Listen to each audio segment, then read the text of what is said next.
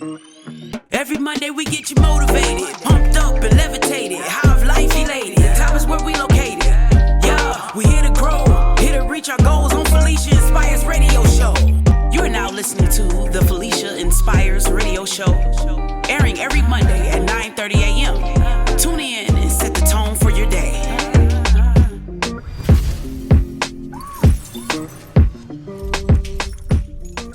Hello, everybody. We are back again with another episode on the Felicia Inspires Radio Show. Today, we have yours truly, Mr. Jack Diamonds, and he's going to be bringing you all the juicy details on our modern day entrepreneurship and the business world.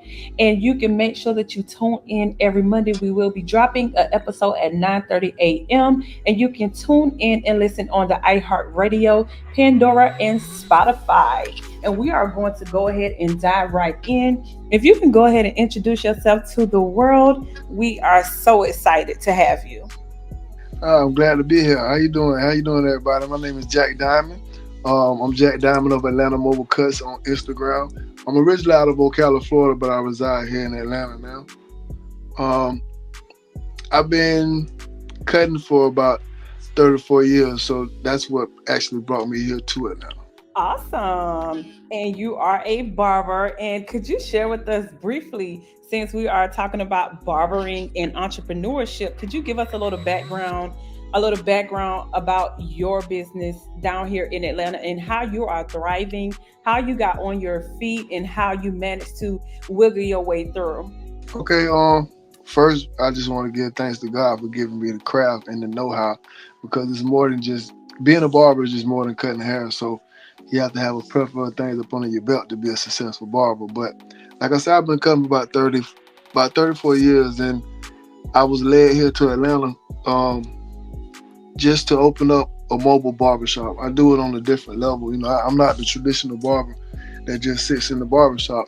I also have a location, but I go and service the customer in their location. So for me to come up here, it was a big transition because I was coming up here with a new business and a new business idea.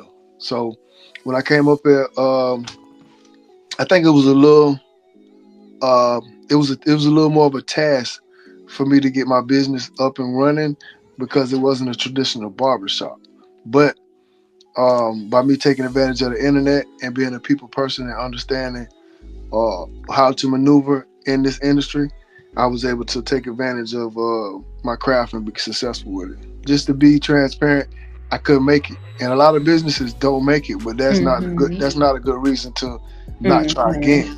Correct. So I couldn't make it, and I had to walk backwards. Sometimes you have to take 2 steps backwards to make 4 forward. So most definitely, I took the steps backwards, but I always had the plan in my mind that I was coming back. So fast forward 17 to 23, 23, I came back up here. So the whole time I was down there, my mind frame was, I got to hurry up and get back. I got to get back. Right now, I'm just in transition, just making the proper steps. And I thought I was making the proper plan, but sometimes our plan ain't really our plan. So I was making a plan, but it wasn't the plan. Right. It always seems like that way. We think it's going to be one way and it turns around and be something totally different and not what we expected. And when I saw you online, I was like, it was on Instagram, and your signature, your trailer. And for anyone who does not know him, go to his Instagram and you will see he has this signature trailer. And he has it wrapped, and it's so cool. And I think that's one of your promos here down in Atlanta, because if you're just riding through and you see it, you're definitely going to turn heads. So could you give us a little background about your signature trailer? The trailer, a lot of people ask me, what gave you the inspiration to do it? What made you do it? What made you? Once again, I got to give credit to God, because a lot of times I don't come up with ideas. I just hear them and go with them. So, right. I can't take the credit for the creation of that idea. I could just take the credit for executing it. You know what I'm saying? So that's it. I really don't know what made me do it. I know I know once before I used to do music with a group when I was a kid, fresh out of high school. And we built one of those and we put a canvas on it and we rode around town to promote our music, but it didn't have the windows in it like mine has now. Gotcha. So over the years, that was a gem that I kept in my playbook, and I knew I was gonna use it at some point in my life. So fast forward 15 years later, I was talking to my buddy that I was in the group with, that I actually built it with, and I was like, you know what, man, I want to build one of those right now. He was like, let's do it. So I gave him a little money, and he helped me bring my vision to life. It was the same thing that we built 15 years ago, but we made a lot of tweaks and made it better this time. And it was just a blessing that I was able to build it with the same guy that I built it with 15 years ago. Wow. Yeah. And in comparison from now to back then, what has evolved and changed in your opinion? Because, you know, we both can relate when we say we transitioned from our hometowns to Atlanta. And I can strongly say that it is very, very hard. But when you carve your way out in the industry and stay in your own lane, I feel like you can thrive a lot better. So, you know, back then, we really didn't have all the promos, because I know like what you do. And I do see a lot of people be having like they'll have the trailers, and then they'll do like the LED signs and ride around the trailer. Not to break you up, but we started the trailer pre-internet. The first time I had the trailer was before the internet. This time I'm bringing the trailer back, it's the internet. So the reaction from it, because we took this same trailer 15 years ago to the Classic, right, in Orlando, and we got a crazy response. Now I took the same trailer 15 years later with a couple of tweaks to the Classic, and I went viral. Right. So it's a different in time, but the only difference that I would say from then to now, the people are less attentive. So you have to come with something to catch them right now. It ain't no build with them. Right. I know him. Oh, he's great. If you don't come with something they want right now, you might not get a chance to get their attention again. Right. Yeah. And that's how it is now. It's like everybody's attention span is so short. And it's like, if you don't hook them in the first 2 or 3 seconds, that's it. Cause I see how like, even with like YouTube shorts and Instagram reels and TikTok is taking over. TikTok is taking over. And it's like everybody, I think it has really made people attention span really, really short. And you can miss it because it's like you're in a pool of sharks.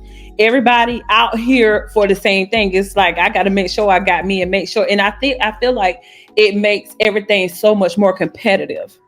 It's like, it's so much more competitive now. And if you don't have that knowledge to be able to decipher and use the internet, use social media, and honestly, it's a blessing because it's free advertisement. But if you're ready to put in the work, it can definitely work for you.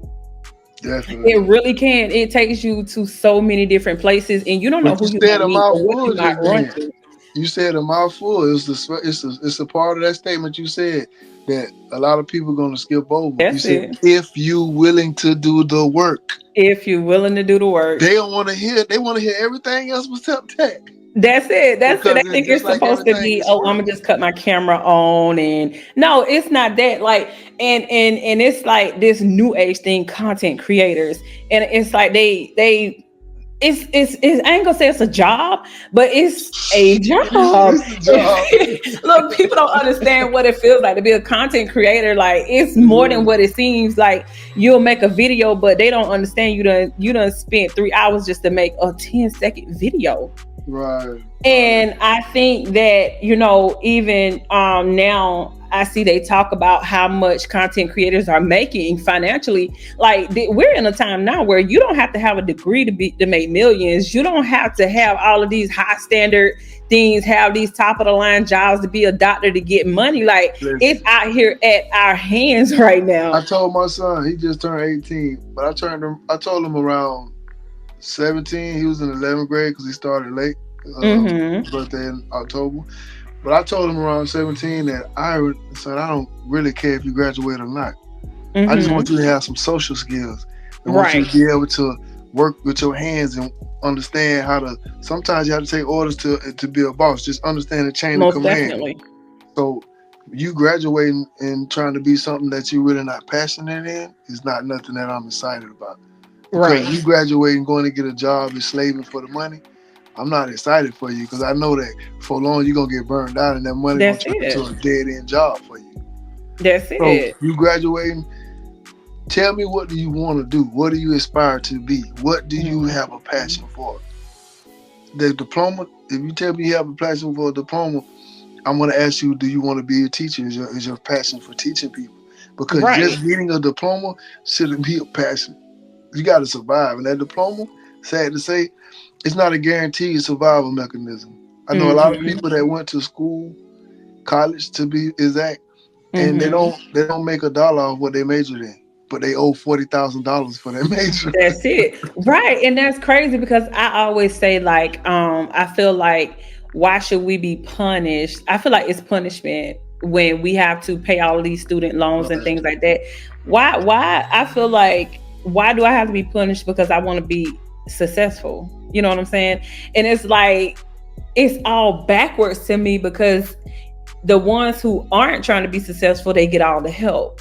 But we have entrepreneurs out here who's trying to get help. We have business owners out here that want to get loans and can't get them. You know what I'm saying? Because they put these high stipulations on them, and I just feel like it's really not fair at all nowadays. And even when, and I feel like when the pandemic came along, I feel like most people had not seen that type of come up before, because even though it was a blessing and a curse at the same time, it was how you walked away with, with what you was Right. dealing with.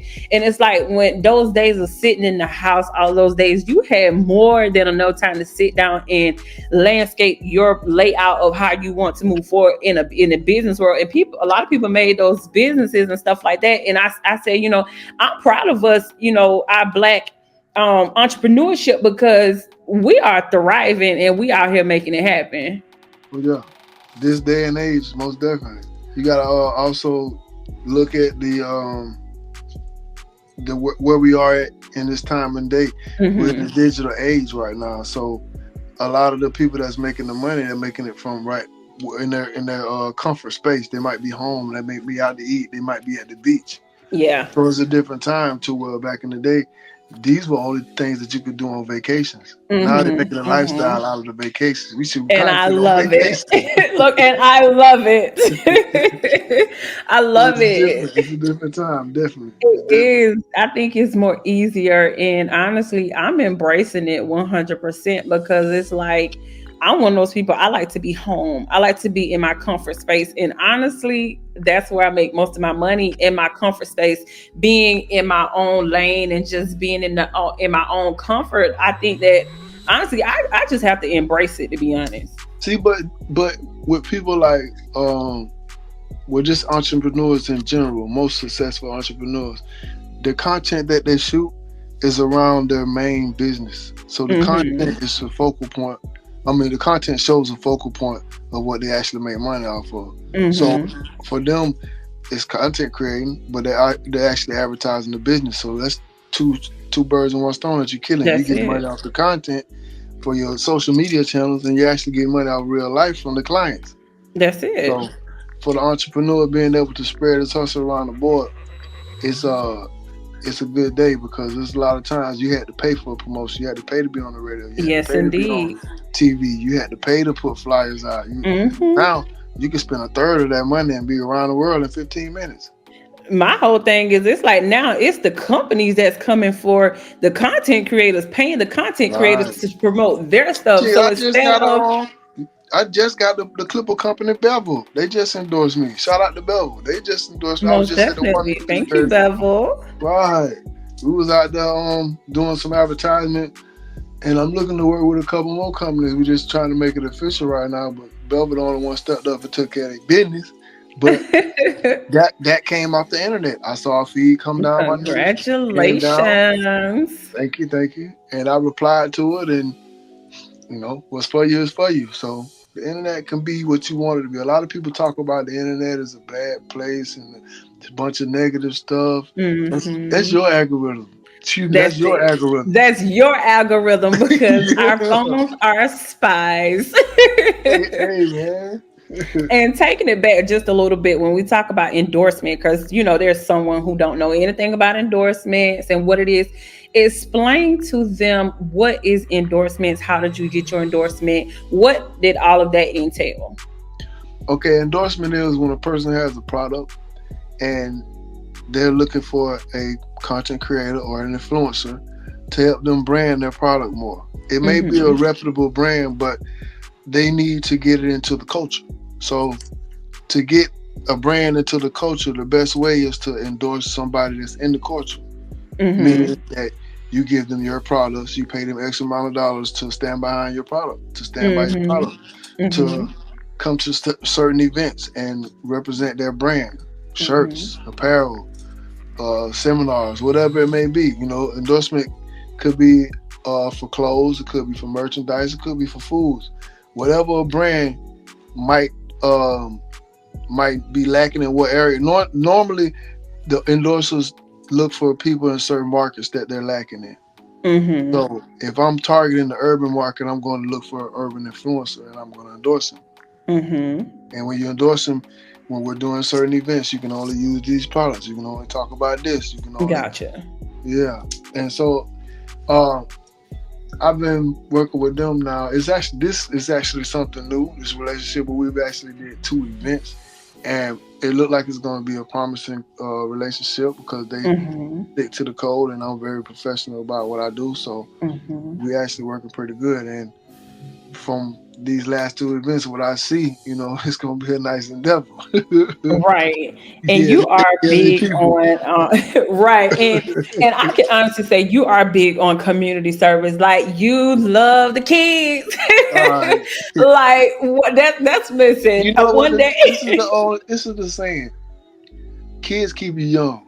That's it. And you know what I'm saying? I used to always wonder why my dad, he would always just get embraced by the younger people. And I will understand later that he had a young soul. He didn't have an old man grumpy. When they looked at him, they seen the respect and they seen the seniority, but they also seen the relatability and how easy it is to talk to him and he can relate to what I'm saying rather than looking at me with a perspective eye. Well, son, you shouldn't have. He would still give them his perspective, but he did it in a way that was so cool that they didn't even know it. And that's what I took from him. I know that's right. For the most part, they keep you young. And, they like crystals. You can program them. That's it. Then they turn into powerful beings. Yes. Right. You are definitely right because kids these days, listen, the kids now is not the kids back then. They are very smart. They're like sponges. Like they soak up everything that's around them. And it's like, it is very important that we instill in, sometimes people don't even understand how needy these kids are in understanding what their needs are. And I know you host events and things. Could you just kind of show us some of the events you hosted for the kids? Because I know you did one with the pizza. Okay, we have pizza. That pizza, I think the one that you saw, that was the one that I did in my neighborhood.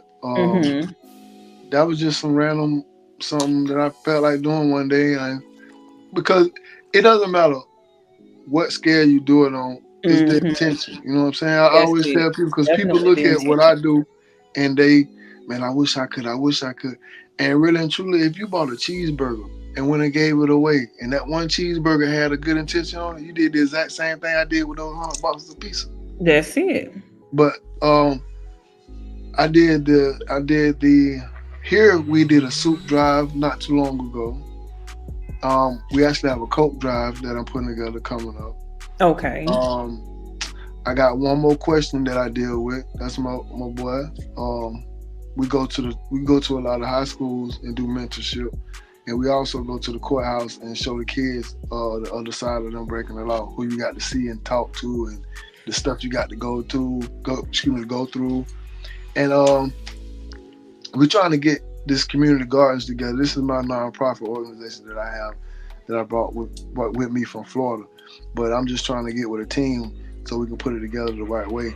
And Community Gardens is basically a nonprofit organization, and we go to different neighborhoods and find vacant plots of land, and we put a garden in that community, and we get people out of the community to volunteer their time so we can put the kids out here and show them how to farm the land and how to I produce like food. that. And in Definitely turn, show them. that's a free way for the neighborhood to have food. You know what I'm saying? Nobody should be hungry when food grows for free. It's just That's no it. way. And not even just growing free, but naturally. It grows. Naturally. So nobody should really be hungry. But for community gardens, that's the basic view for community gardens is agriculture, horticulture, agriculture, personal management, financial literacy, and hygiene. Those are the things that we focus on, and that's what we actually trying to take to these events. So these events that we're giving back is just really a chance to talk to people. We want to give them whatever we're going to give them, but a lot of times the best thing you can give a person is a conversation. And your first impression is everything. Yeah. First impressions are everything. Yes, it is. And I know you were saying that you do the mentorship. So when you went to your very first mentorship, how was that experience? To be honest with you, my very first mentorship was in the streets. I understood that people my age look at me for advice. That's when I knew that I was a teacher. So it happened real young. It wasn't no time where I was old and then I really, hey, I want to be a mentor. No, this happened when I was early 20s and realizing that, man, I'm 20 years old and they asking me for advice. Right. Right. Most you know what I'm saying? Like, it must be something. Yeah. Because we are therapists. I'm a hairstylist, you're a barber, and it's like we are therapists. And we days on end, we got to listen to people's problems and not even realizing it. We are literally therapists. Yeah. Definitely. Not even realizing it and not even certified. Not even certified. But we're the best at what we do. But that's why in the field that we're in, that's why we can sit with the elite, because we're not just a barber or a stylist. We do much more, and plus we're good at what we do, and we offer other things along with that. The person that you can only sit down and get their hair did and not have no vibe with, not have no condiments there for you, not have no proper environment, she's getting the bare minimum. She can't get what she wants. That's it. But that person that brings everything to the table and is packaged up and looks like it's supposed to look, when she put that ticket on there, it might be like, right. But when they blow out, they think about everything you gave them. They think about everything you gave them. And that's what keep them coming back, because it's like when you can bring to them more than just a hairdo, more than just that, it's like they come in, honestly, they're vulnerable. They have a lot going on and they're just looking for someone to hear them out and just to give, because honestly, they might as well just come and say, girl, what is your opinion? What is your opinion? Because that would have wound up being like, just coach me, tell me what to do, give me advice. And believe it or not, they tell listen. me this. Do you think they become vulnerable as soon as you peel that cap off and you see their real hair? No. They already gonna be vulnerable. I think they're already vulnerable when they come in. I think, and then you seeing them at you seeing them at their raw state. I see them at their raw state. You too, like. But I don't see them like you see them though. You're right. You're right, because women are different. Like, we don't be playing the top of game. Like, he came to me without a hat on, looking like that. She came to you wrapped up like a mummy. She don't want nobody to see what she got. Don't want nobody to see it, and you are so right. And yes, and it's like, we have to. Us women, we wear a facade. You know what I'm saying? We got to act like everything is okay and act like ain't nothing bothering us. It's just so crazy. You know what I'm saying? Like when you can, sense. You can sense people's emotions and you can sense when people going through stuff, not knowing, not without them even telling you, you know what I'm saying? Like it's just so amazing to be able to do that. And us stylists, tell me about it. And even with all of the people we do, it's crazy how we remember every single thing.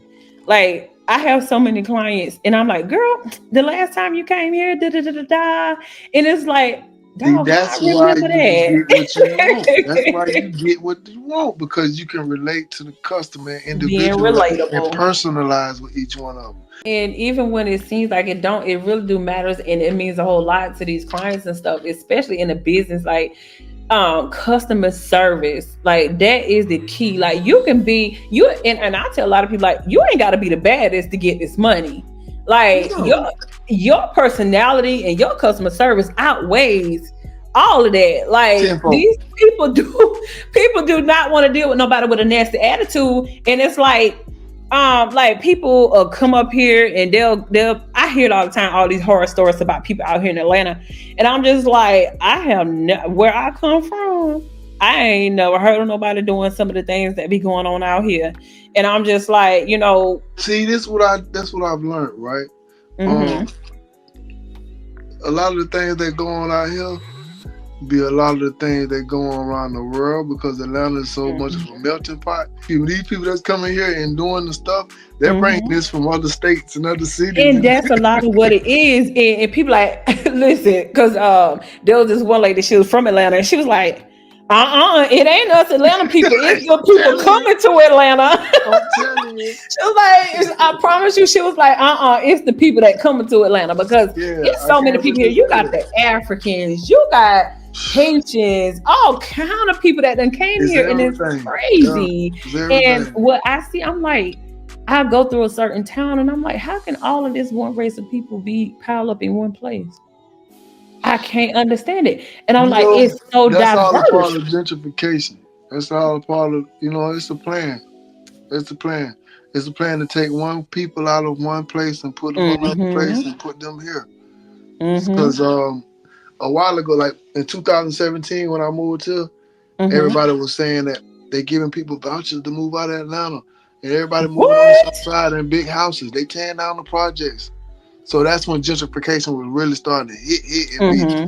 and be in your face. Now they've been Mm-hmm. gentrifying it since probably the early 2000s, but Mm-hmm. 17 it was right in your face because they was giving people vouchers in the projects, tearing the projects Wow. down and sending them on the south side, sending them out to cover different places way out, Mm-hmm. and then they extended the bus route. So that's when you go to places like North Cross, that's planned. When you don't see nothing but certain group of that's planned Mm-hmm. strategy. Yeah. That's strategy. Before long, everything around the dome gonna be a certain color. That's it. That's it. And I see that, I'm just like, wow, it's crazy because I think I saw where they were like one of the investors are buying one of the big high rises, in because in certain areas the price point is different, and it's like they were saying that they were going to invest in, near the airport, they were going to be investing in a lot of high rises and things like that, so that lower income people could afford high rise apartments and luxury apartments and stuff. And then it was so controversial because people was like, you might as well move out and go to another area, or they're going to be breaking in your house. I mean, one person there was like, I don't feel like those water boys are going to come rob me and all kind of stuff like that, because it's like when you bring in those certain type of people, and I'm not saying don't bring them in, but it's like you just have to be careful what you're bringing in. I feel like you got to be careful in life. Period. Anywhere you go, you gotta be precautious Mm-hmm. and watch Mm-hmm. your surroundings. You could go to the nicest suburban neighborhood in the world, and there's a possibility that you might be the wrong color and get shot. It's just dangerous on Mm-hmm. all levels. Oh yeah, for So sure.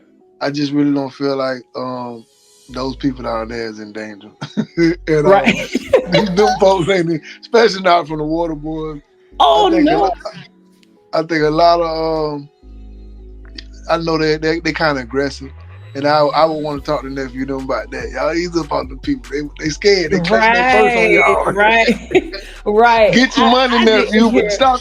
Don't put that Debo on them like that. Listen, because it's crazy. Because I'm like, I've never heard of water boys until I came down here to Atlanta. I'm like, water boys, until I started seeing like on ATL Scoop and things like that. I'm like, oh, these people Bro, They the on a first time whole I nother seen it, level. when I came up here to a Bronner Brothers house show, that's what really made me come to Atlanta and move in. I came to Atlanta. As soon as I got downtown, cause I deal with energies, signs. Mm-hmm. I live my life on stuff that I see and feel and Mm-hmm. hear and into eyes. But anyway, as soon as I got here, I just seen the combustion. I let the window down and it felt like the heart was beating. Right. And then I looked over on the side of the road we was getting off the interstate, and I seen a whole store on the side of the road. That's A crazy. whole store. He was pushing it down the road like you push a mobile cart, a billboard cart. He had the whole store on a billboard cart. That's I fell in crazy. love. I say this is the spot I need to be in. They hustle like this. Right, because Because if they all else need you. fails, I get me a corner and do the same thing. That's I can't crazy. lose. Because if you've never had that role model, if you've never had, what I'm saying, these type of things for someone to steer you in the right direction, and I think that they're at somewhere down the line, these kids don't really have that guidance. But it takes like having some type of role model to show them. And it's sad because they have so much potential. And those are the kids that have so many talents that, that's rare. And it's sad just to see it all go down the drain because by the time they become a young adult, something that happened that just takes all of that away. But I think I really feel like that stems from different parents' perception. for sure. A lot of parents whose children are out here doing certain things, in their mind they don't feel like their kids doing nothing wrong. Mm-hmm. Or you must have did something to him then. Mm-hmm. You did something to him. He wouldn't have just did that. Yeah. You know what I'm saying? So like you gotta look at the parent when you ask about the behavior of the kid. You know what I'm saying? Because Oh yeah, for sure. a lot of these kids only doing what they're accustomed to. At the end of the day, like you just said, these kids are sponges. So at a young age, if they're used to attracting negative energy is going to feel good to them.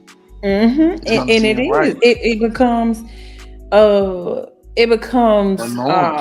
norm. That's the word I'm looking for. It becomes the norm, and it's like that's just the way it is, and it's crazy because we're in a society. When things become the norm, you lose compassion for them. It.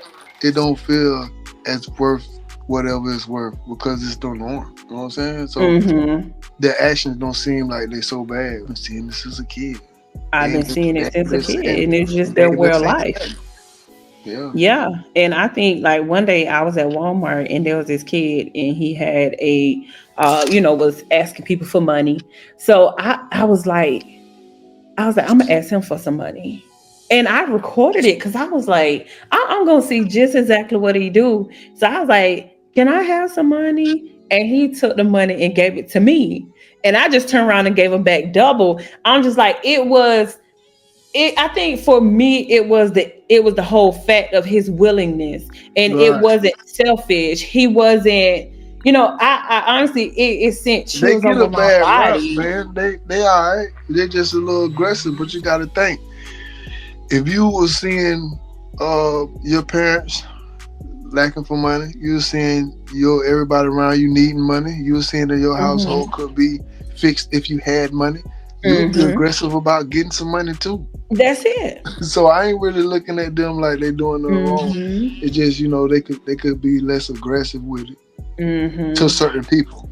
I've never had a problem with it. No, I never really had a problem with them. I think in that instance, it showed me there's some good in there somewhere. Because I'm just like, for him to, it really just touched me. I'm just like, you know what? And I'm going to put that video out because I'm just like, all of these kids are not bad. All of these kids you can't label everyone to be a certain thing or just judging it. And I'm just like, man, that really, put it in a different perspective for me. You can't judge because as soon as you judge, at the end of the day, you don't want to get judged. So as soon as you judge, that's the energy that's going to reciprocate. Oh yeah, for sure. And it's one of those things where,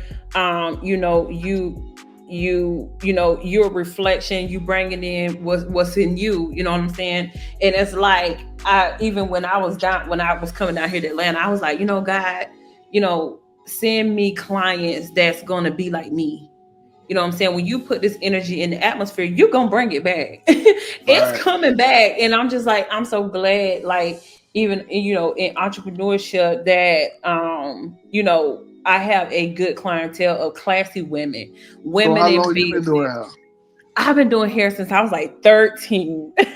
I've been doing hair since I was like So who was 13. do you remember your first client? I don't, because I've been doing it for so long, and it was one of So those you things. don't remember the first person had I you do party? not, because I've been doing hair for so long. Like, let me tell you, What? it goes all the way back, right? It Damn. goes all the way back to me. My client, I was so young doing hair, they had to come pick me up. They used to No. have to ask my grandma. Like, they used to have to ask my grandma, can I do their hair? Because they would pick me up to go Child to labor their law. house. Right. Listen, because I've been grinding since I've been a child. So I know all Straight about up. entrepreneurship. So yeah, like, I've been doing it for so long. And I hear that they be like, my clients will come in, they be like, how long you been doing hair? I'm like, well, if you see my work, I had been doing this for a long time. How many years you say you got in? I've been doing hair since I was like 13. 13. Mm-hmm. That's a woman for you. She finna tell you no years, so you can add up her age. I done asked you twice how many times. Wait, I can't. Okay, wait. You know what? You know what? Just for that, let's do the math. I'm gonna do the math since I've been 13, so I'm 31 now. So 31 minus 18 years. 18 years I've been doing hair. I've been licensed since 2012. You're OG. Yeah, for sure. And what's crazy is, now I'm glad we're on this conversation, because me and my dad was just talking last night, and he was like, you should get you a salon and rent booths. I'm like, Daddy, we ain't in that day and time no more. We are not. These days in time, people out here getting their own stuff. I'm like, it ain't even worth the headache, to be honest, because it's like everybody in that mentality of, I'm a boss. Why am I going to go rent a booth? And they having these suites now. And I know this girl, she has had sweet things. And a lot of people ask me, why you don't just do some salon suites? But that's not where my intention is. I know what I can be doing, but I know what I'm not doing. I ain't gonna like it though. It can work. It's just a lot of time management, because you have to manage people. You have to micromanage a bunch of people. Exactly. It can't work. I know a couple of people that's very successful with that here in Atlanta. It just, you micromanaging a lot of people, and that's the thing, with a lot of emotions. And it's like this. Okay, so when you look at it in the perspective of, okay, if you're a millionaire, there are a lot of things you can be doing with your money, but you know what to do with your money. Right. Same thing here. I take that concept and I apply it to my life. I know what I can be doing, but I don't want what come along with doing that. You know what I'm saying? I don't see myself running behind grown people. I don't see myself trying to run behind people to come work in the shop, because it's like you come across these people that don't even have clientele. Now you got a liability. And it's like, I'm in a suite now, and I have a suite, you know what I'm saying? And it's like, I'm watching these people coming in and out, the way they turning over people. People come in 2 months, they gone. Come in a month, they gone. 3 months, they gone. And it's like, I don't got time for that type of headache. I like life simple. And I'm just not in a place where I want to tack on that type of responsibility, because it's just way too much. And it's a big investment as well. And now here in Atlanta, it's very competitive. So if somebody was thinking about making a transition as a stylist to a different city than they was, from, it didn't have to be Atlanta, what would you tell them to do? Would you tell them just to step out there on faith, or would you tell them to figure it out first? I would definitely tell them to research, because it's like, you can't just come in a place without a plan. You can't get to the end if you don't know how to connect the dots. Here in Atlanta didn't work. Yeah, you gotta have a plan. You have to be strategic. Yeah, you gotta be strategic. You can't just go pop up somewhere and say, "Oh, I'm gonna do this and I'm gonna do that." And I'm gonna speak from experience. I go to Texas, because I'm finna move to Texas. I'm going to do research, because you gotta do your research. And I had to come here twice to get it right.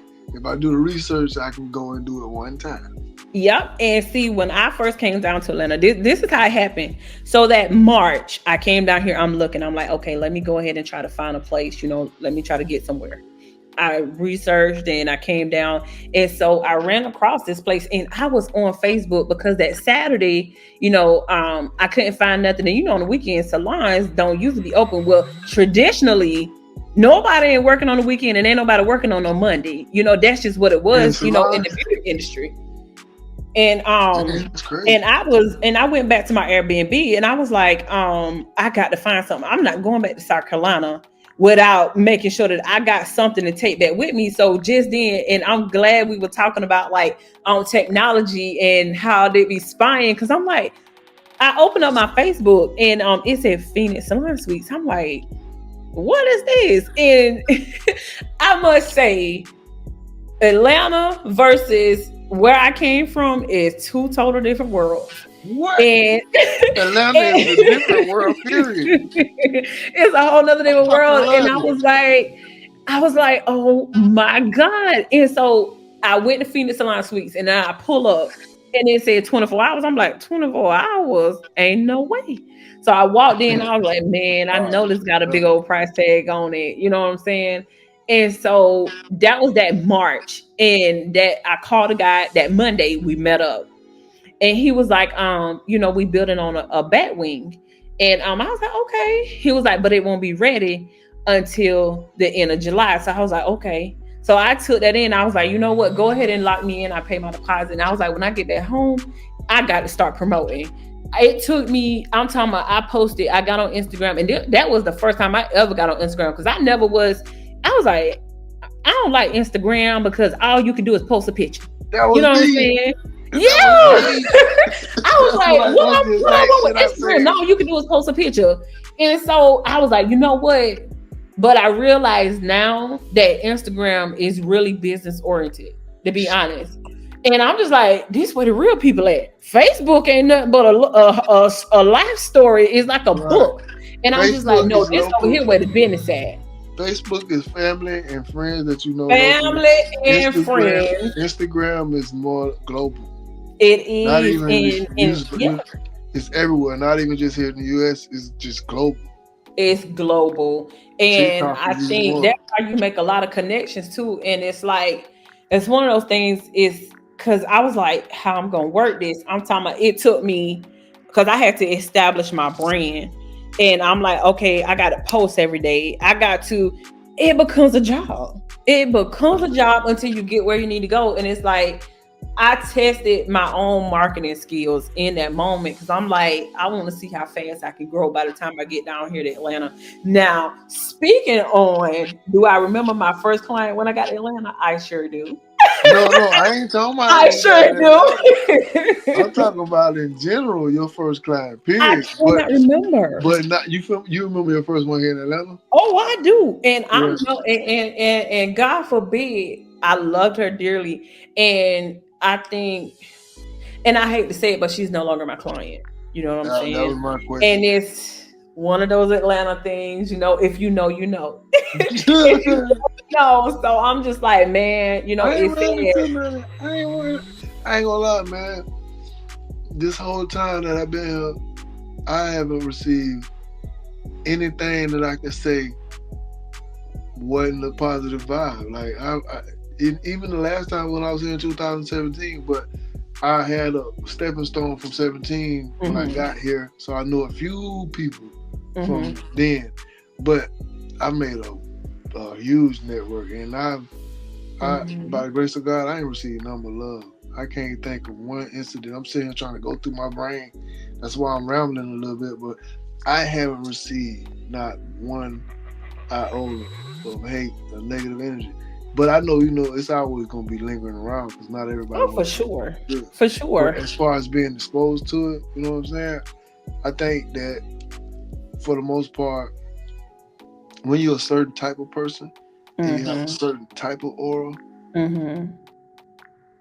people know not to play with you, and not necessarily on a chauvinist way or an aggressive way, saying that you're going to physically do something. But people know not to play with your energy because they know the universe got their back. For sure. That person back. For sure. You can always tell when somebody got karma energy on them. Like you do something and Yes, indeed. And you can't fuck with I'm them. telling you, and I think that I think those were essential lessons I had to learn, especially transitioning. I'm like, I don't want to get eaten alive down here. I was so discouraged because it's like you hear people say, "Oh," and you see those videos on Instagram and the internet, and where you can see the stylist fighting with the client because they done ran off with their money or they get their hair done and don't want to pay. Oh, it's for real. And I'm like, I never knew that I would meet the day that that would happen to me. Like for one of my clients to, oh, I'll be right back and don't never come back. And it's like, I had to go through those things to make sure that I'm guarded and to make sure that I got all of my ducks lined up in a row, because I'm just like, I can't handle, putting my all into something. Because I can remember days where, because I was coming from South Carolina to Atlanta every week. Friday, I'm on that road. Sunday, I'm back at home in South Carolina. And I'm just like, I can't come down here and then you got people filing disputes, acting like they didn't get their hair done. It's real. It's real. And I think a lot of that comes when you put a price tag on stuff. Because, down here, the price tag be real. The price tag is real. but I think that that really taught me a lesson to have to go through that. It let me know that certain business things that I had in place was not going to work with these kind of people. That's a part of knowing the demographics of the area and the business that you're in. Because by knowing the demographics of the area and the business that you're in, it gives you a better outlook on how you can choose your clientele versus having to promote to everybody and then get the clientele and then having to sift through the clientele. I'd rather just know where I want to get my type of people, or know how to promote myself to where it attracts the type of people that I'm looking for. Now, I'm going to say this. Starting out, I couldn't just handpick who. But what I can do is decipher. No. When I say who, I mean, I'm not talking about a type of person, because I don't care what you do. I don't care how you do it. I'm talking about a type of person on a monetary level. Gotcha.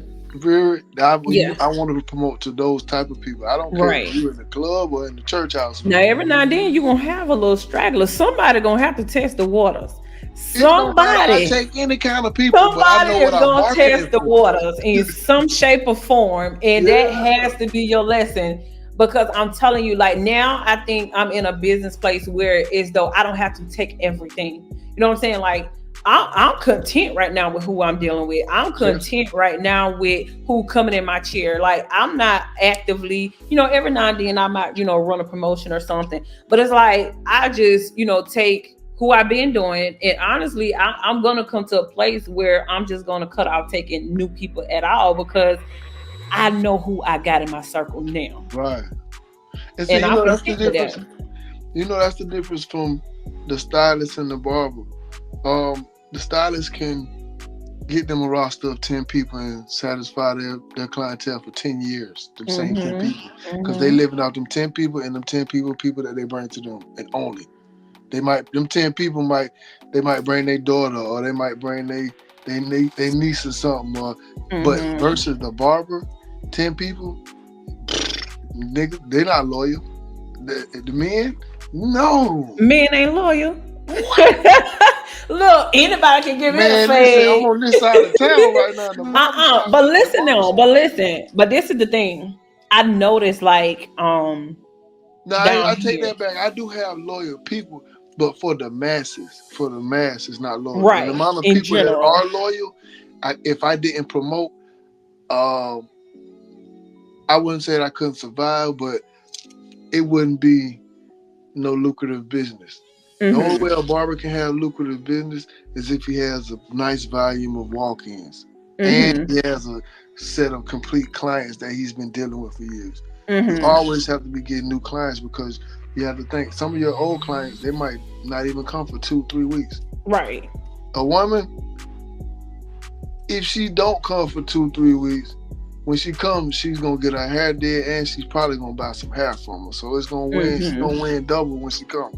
For sure, all day long, and So with a barber, it's different. oh, it's way different. It's definitely a different That's why market. we have to have a volume of people and always be yeah. getting The demand definitely versus, has to be high. yeah, versus trying to survive off just the 10. Really and truly, a barber needs to be successful. Honestly, a barber needs to be running through about 100 people a week. Yeah, that's a lot. That's the game, though. Yeah. Yeah, most definitely. That's at the minimal, at least 100 people a week to say he doing something. If you ain't doing that, it's some work you should be doing. Right. That, you know what I'm saying? And that's not even just to pump my brakes or anybody else brake. They're saying that's the work that you should be doing so you can see the benefits from your craft. Oh, for sure, all day long, and every day is a work in progress.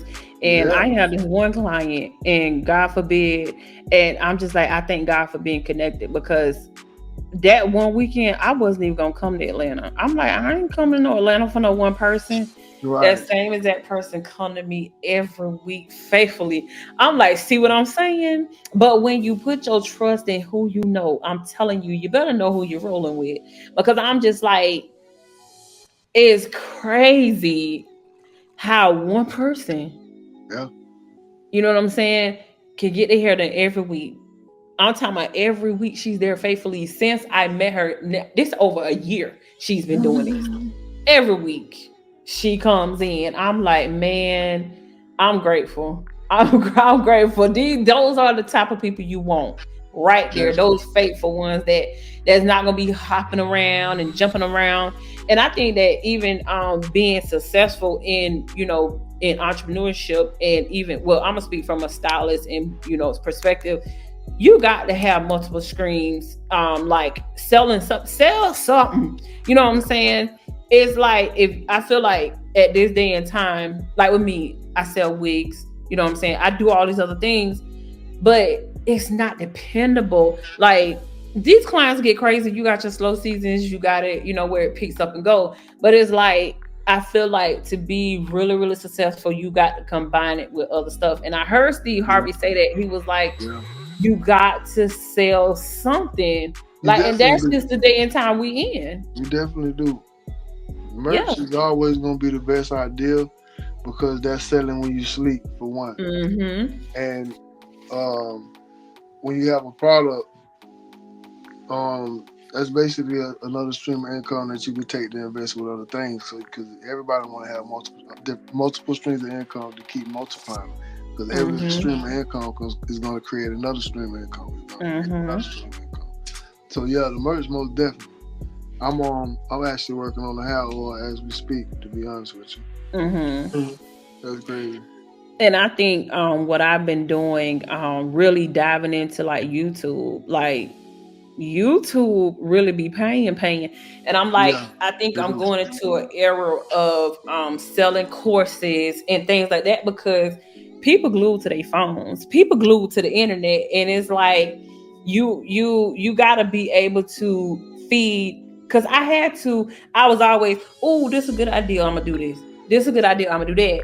But you have to put yourself in a place where you got to understand, I'm not here for me. I got to give people a solution to their problem. You know what I'm saying? So that's why one reason I stepped into the world of teaching, because you giving people a solution to their problem.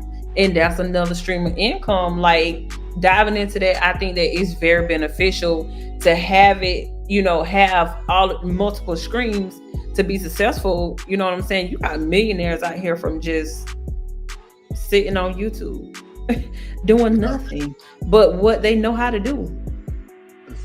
They call them lifestyle creators. That's it. Lifestyle creators. Lifestyle curators. Yeah. That's it. And they running up checks left and right. Running them up left and right. All you need to do is actually go viral on any platform. And this is speaking from me actually going viral on my page. All you have to do is find out something that you actually do, and either make it look real good or real bad. the It's quality gonna of be it. one out of the two. I mean, and what I mean by that, either the quality of the video gonna be real good, or it's Mm-hmm. gonna be so cheesy and ghetto that they gonna talk about it, and it's That's gonna it. go viral for that. Yep. Yep. Yep.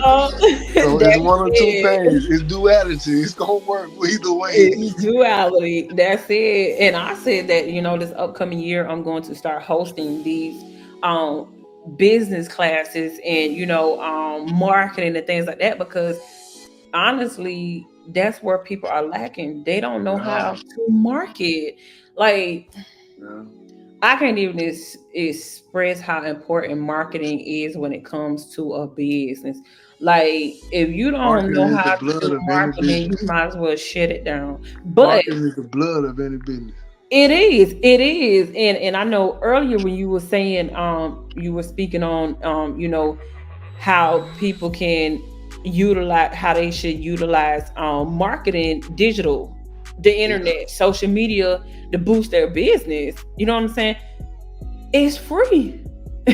It's free. And you could do the free thing by the hashtag and stuff and sharing different things and sending it to different people DMs, or you could take it a step further and spend a little bit of money. It could be the money that you were gonna spend on fruit or candy. That's it. I'm talking about you can spend as little as $100 a week, and you can see the results. All you gotta And do you is can boost a post on your Instagram. boosting, and Just people boost it. see that, and they don't even know what boosting is.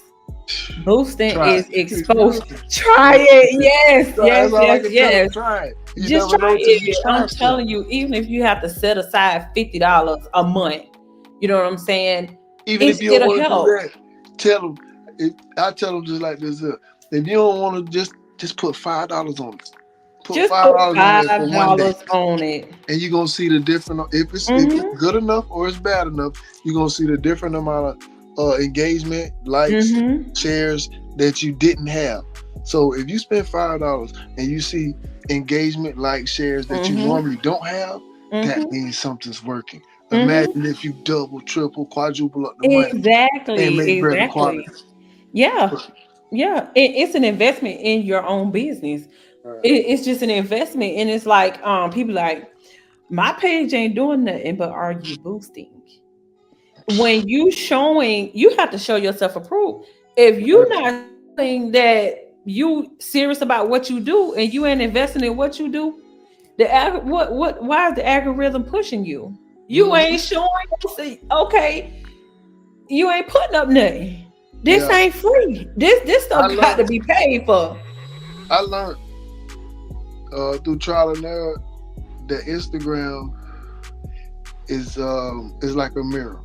When you grab Mm-hmm. your phone and open up that app, it's somebody, whether it's a person or a bot, looking at you while you're looking at that screen.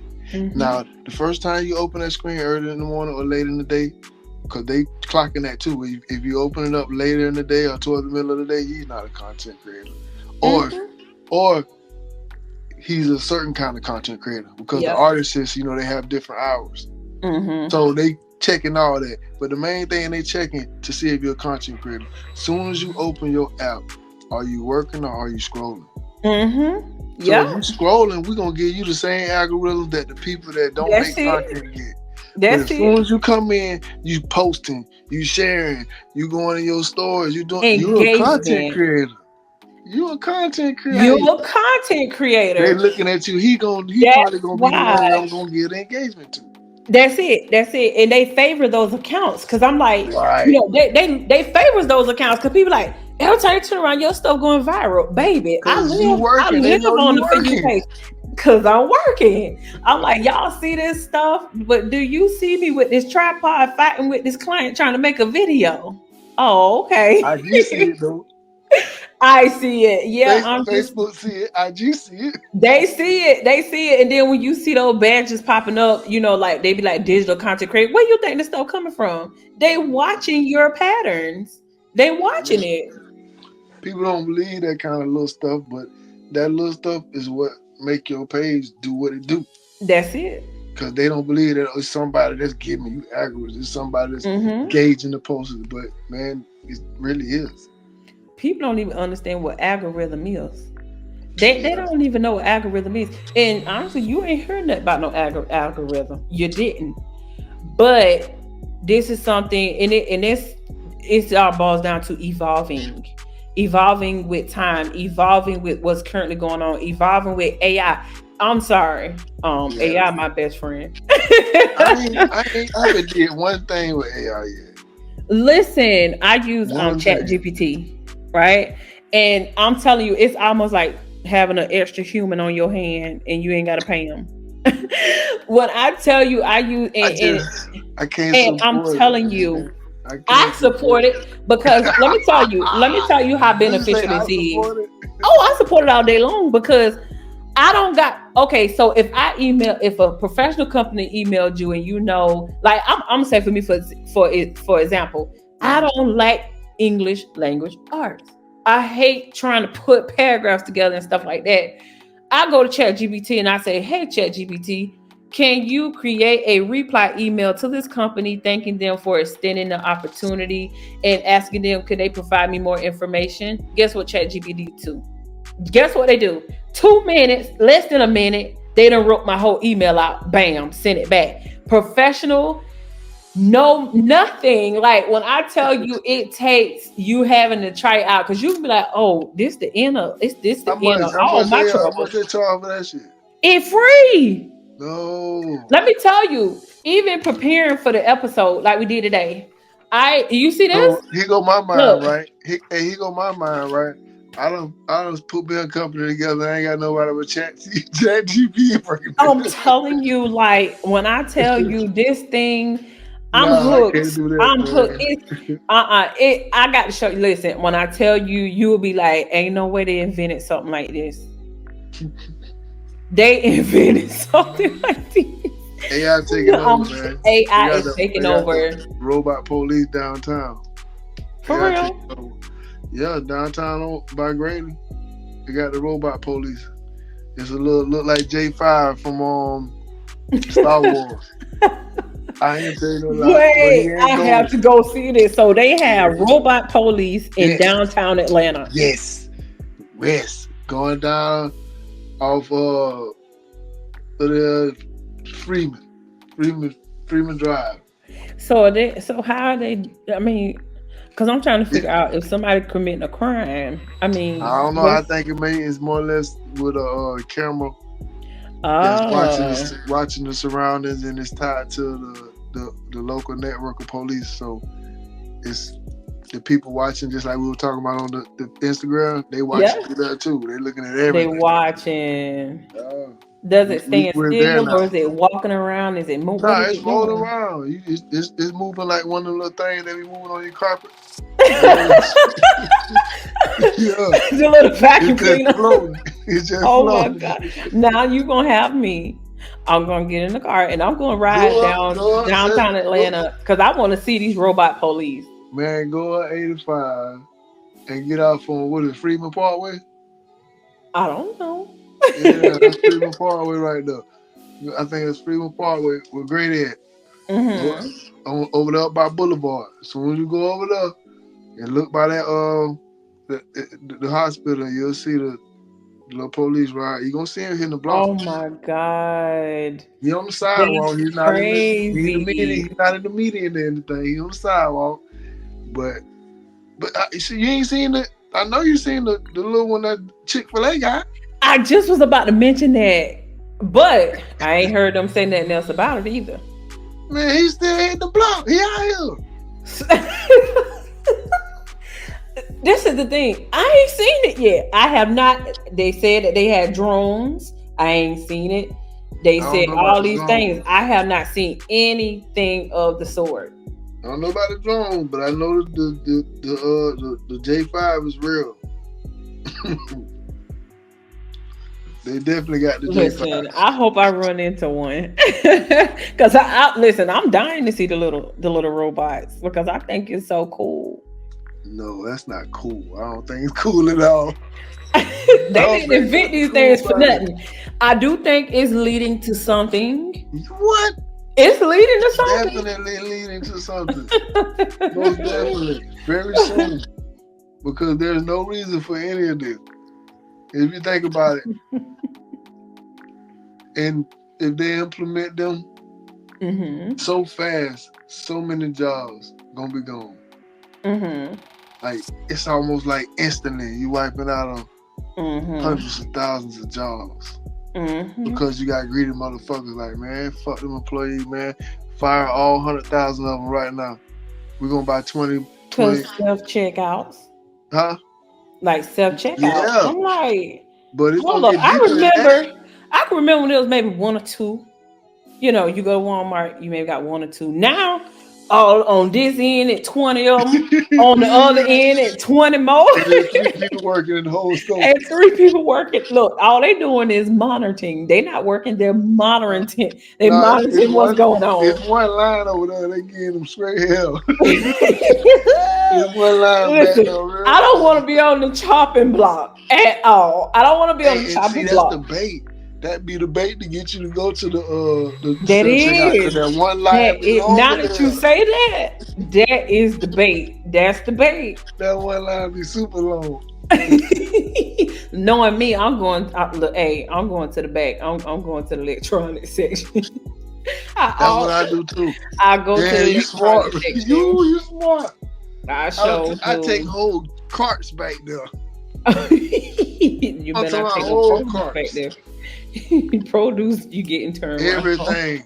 I take everything. Well, not the produce because they ain't got no scale.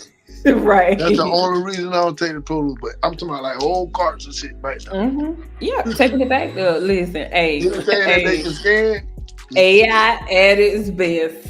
It's definitely changed the world, but I mean, I'm embracing it, and honestly, you know, it's just one of those things where, you know, we just gonna have to wound up embracing it and figuring out a way to make it work for us.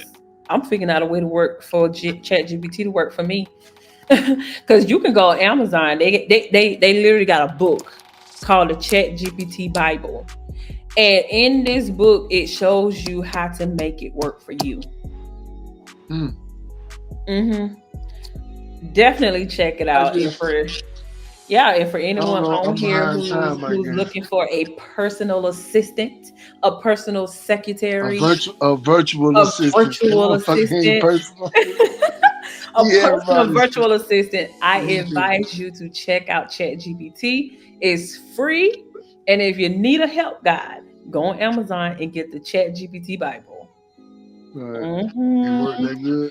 It works that good. I promise you. You definitely have to check it out. Right. So we are going to wrap up our conversation, and it's definitely been an honor to have you on the show. I can't wait for the next opportunity, and we will be seeing more of you, having you on the show this upcoming season. So I'm definitely honored to have this opportunity to collab with you on this show. And if there's anything else you want to say, any encouragement that you can give any entrepreneurs on being more successful, we can open the floor at this time. First and foremost, it was a pleasure. I appreciate you for having me. I can't wait to grace the actual visual. So when we do the video, we have some great topics as well as conversation the way we did tonight. And the only thing that I can leave an entrepreneur with is don't second guess yourself. Whatever vision that you have, that creator that you believe in gave it to you for a reason, and that's why you keep seeing it. That's why it's aggravating you. That's why it's taunting you and haunting you. And every time you try to do something else that's not your passion, you end up stopping and you can't get that out of your mind. That's what you're supposed to be doing and putting your all into. So to the entrepreneurs that's maybe lost their passion about something, you might need to find a new passion. You know what I'm saying? Because sometimes you could be in a business that you just got so much love for and so much money that you put into that you don't want to cut ties to it. And that's a lot of times that's a person's stunt right there. You know what I'm saying? So I think that everybody should just listen to that voice and make sure that they move forward with intentions. Instead of just moving forward, hoping and praying that something happens. Move forward knowing that it's going to happen. You You know what I'm saying? Mm-hmm. So that can only happen when you find something that you're passionate about. Mm-hmm. Yeah, and I definitely agree. And all good things are worth fighting for.